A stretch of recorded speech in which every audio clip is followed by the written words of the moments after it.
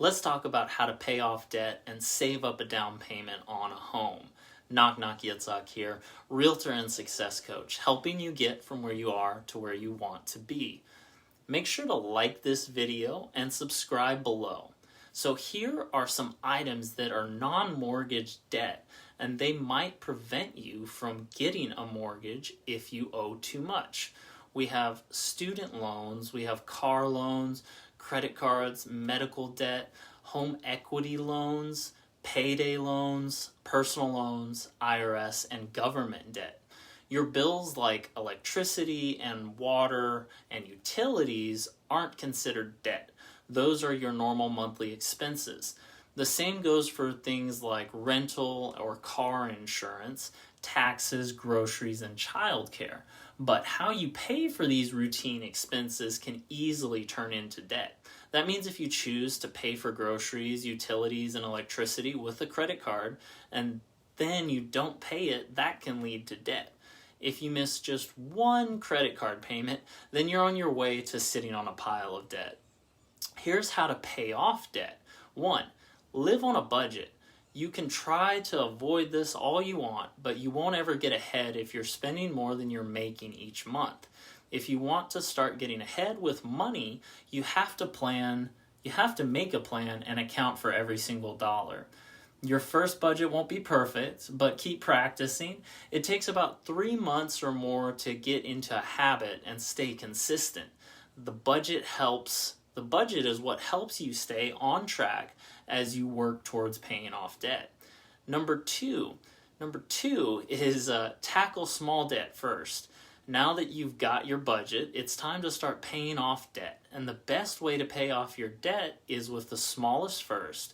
This is the way to gain momentum as you pay off your debts in order from smallest to largest. I know some people out there might tell you to pay off your largest debt or the one with the highest interest rate first, but paying off debt is more than just the number decreasing. If you're going to stick with it, you need to see wins and feel like you're making progress. So let's look at how this works. List your non-mortgage debts from smallest to largest, and then, remember, don't pay attention to the interest rates. Make the minimum payments on all debts except for the smallest one. Take whatever extra money you can pull together and put it toward the smallest debt. Whether your smallest debt is $10 or $5,000, get serious about paying off that debt as fast as you can.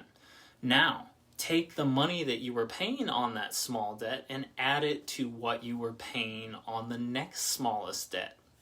So if you were chucking $100 at your smallest debt, and now you have that money freed up to go toward the next debt on your list, you can add that $100 to the $50 minimum payment you were already making. Now you've got $150 toward that next debt.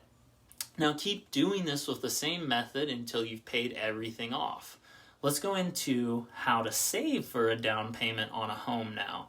The process of saving can be a challenge depending on where you are starting from. The amount of time it will take the amount of time it'll take you to be able to achieve a homeowner's will vary, but here are some steps you should take when saving for a down payment. Plan your savings budget. With all major financial goals, you'll need a plan to start building up your down payment. The first step to the plan is to determine how much you'll actually need to save. You can plan by looking at the homes in your area, the desired area of home ownership. Consider the prices and the square footage to decide what would be the right budget for your real estate goals and for your finances. Once you have an idea of how much you plan to spend on your home, consider your loan options to see what size down payment you'll need. You may be able to put as little as 3.5% down. That would be a down payment of $10,500 on a $300,000 house. But you also have to factor in closing costs, which can run between 1% and 3% of the home purchase price.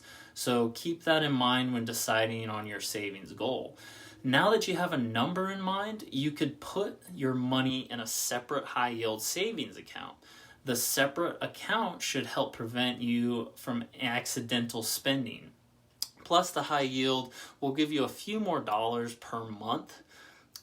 Here's another way you can increase your income. Even with a budget in place, you might find that there is simply not enough money available to put toward your down payment.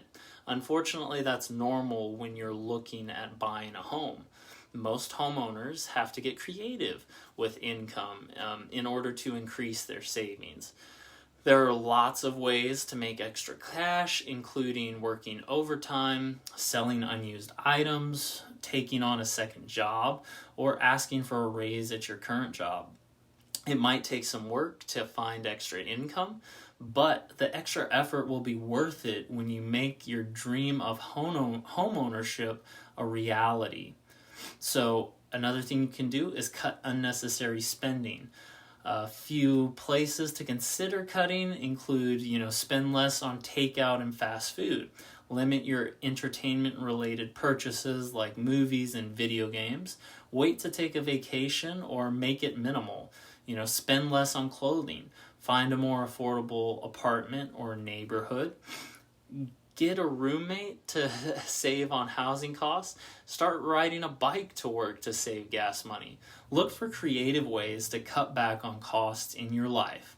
Although small cuts may not seem like much, several small cutbacks can lead to big savings. So I really hope this helped you. I hope to see you with a big down payment and your debt paid off very soon. All right, have a wonderful day and be sure to like this video and subscribe.